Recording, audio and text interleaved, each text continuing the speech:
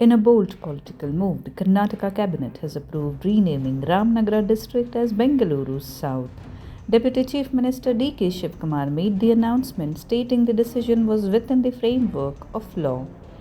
Ramanagara, around 50 kilometres from Bengaluru, will remain the district headquarters and include taluks like Magadi, Kanakapura, Channapatna and Harohalli.